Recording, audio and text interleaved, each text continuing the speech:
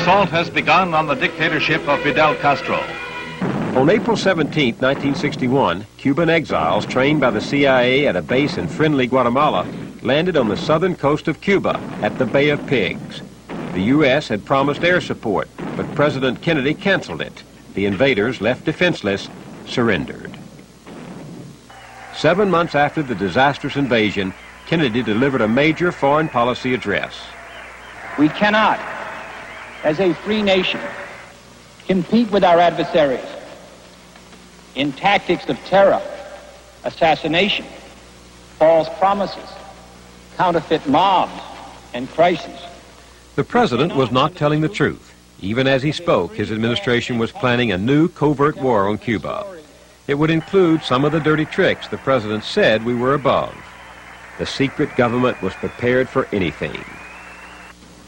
At one time, the CIA organized a small department known as Executive Action, which was a permanent assassination capability. Well, it wasn't just an assassination capability. It was a capability to discredit or get rid of people. But it could have included assassination. And it did. There were at least 8 documented attempts to kill Castro. He says there were 24. And there was even one effort to put LSD in his cigars. To help us get rid of the Cuban leader, our secret government turned to the mafia, just as we once made use of Nazis.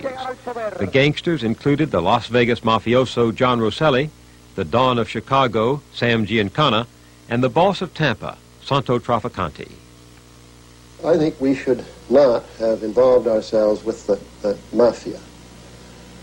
I think an organization that does so is losing control of the security of its information. I think we should have been afraid that we would open ourselves to blackmail. If I read you correctly, you're saying it's the involvement with the mafia that disturbed you and not the need or decision to assassinate a foreign leader. Correct. It's a chilling thought, made more chilling by the assassination of John Kennedy. The accusations linger. In some minds, the suspicions persist of a dark, unsolved conspiracy behind his murder. You can dismiss them, as many of us do, but knowing now what our secret government planned for Castro, the possibility remains. Once we decide that anything goes, anything can come home to haunt us.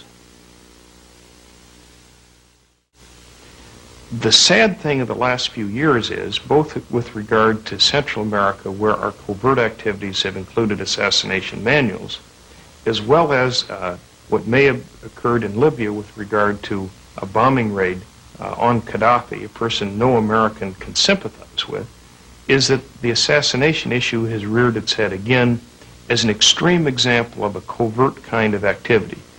My own sense is we make a great mistake, and we endanger one person above anyone else, and that's the president, if we engage in assassination types of techniques, because no foreign government can defeat the United States Army, but a lot of foreign individuals can come up with ways of killing an individual American citizen.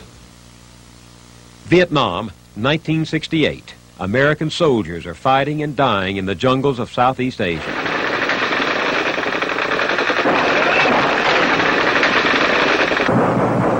But the Vietnam War didn't start this way. It started secretly, off the books, like so many of these ventures that have ended disastrously. The CIA got there early, soon after the Vietnamese won their independence from the French in 1954. Eisenhower warned that the nations of Southeast Asia would fall like dominoes if the communists led by Ho Chi Minh took over all Vietnam. To hold the line, we installed in Saigon a puppet regime under Ngo Dinh Diem. American-trained commandos were used to sabotage bus and rail lines and contaminate North Vietnam's oil supplies. Vice President Nixon brought moral support to Diem, but the situation kept getting worse. President Kennedy sent the Green Berets to Vietnam and turned to full-scale counterinsurgency. He had once said Vietnam was the ultimate test of our will to stem the tide of world communism. By the time of his death, there were 15,000 Americans there. They were called advisors. The secret war was leading only to deeper involvement and more deception.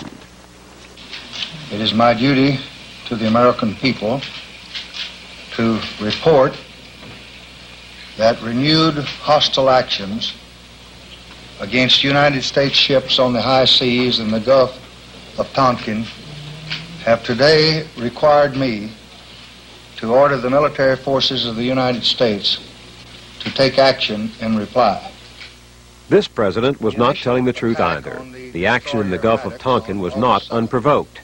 South Vietnam had been conducting secret raids in the area against the North, and the American destroyer, ordered into the battle zone, had advance warning it could be attacked.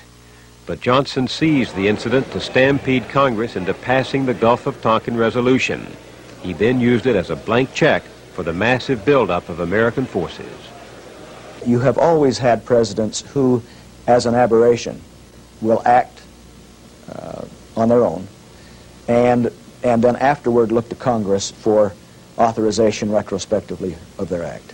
But in this case, you had a full-dress defense of inherent presidential power, inherent executive power, and the power as commander-in-chief to use the Army and the Navy whatever way they wanted. The Constitution is clear on this, too.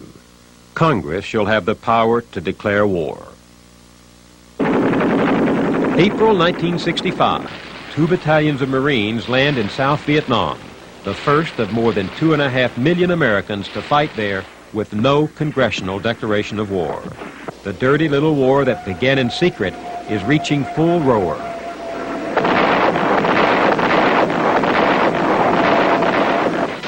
Free fire zones, defoliation, the massacre at My Lai, napalm, and the CIA's Operation Phoenix to round up, torture, and kill suspected Viet Cong.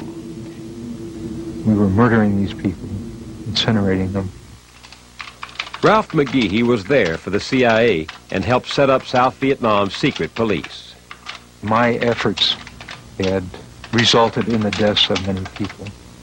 And I just, for me, it was a period when I guess I consider myself nearly insane.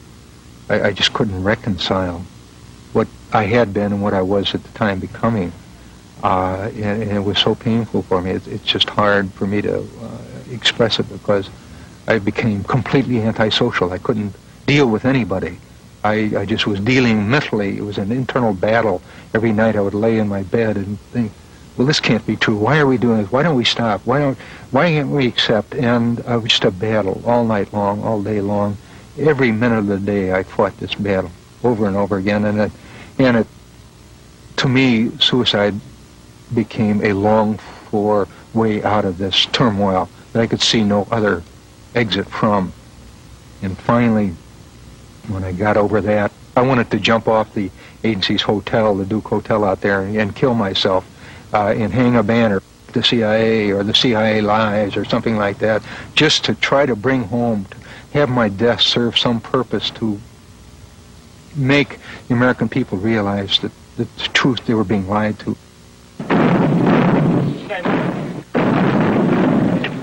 Many of the secret warriors in Southeast Asia had no such doubts or regrets. Some of the team that later joined the Iran-Contra enterprise helped to run the secret war in Laos. Coming in from an altitude of about 2,000 feet. As General Richard Secord later put it, Laos belonged to the CIA. American planes blasted the communists in the jungle. And on the ground, we had our own secret army among tribesmen.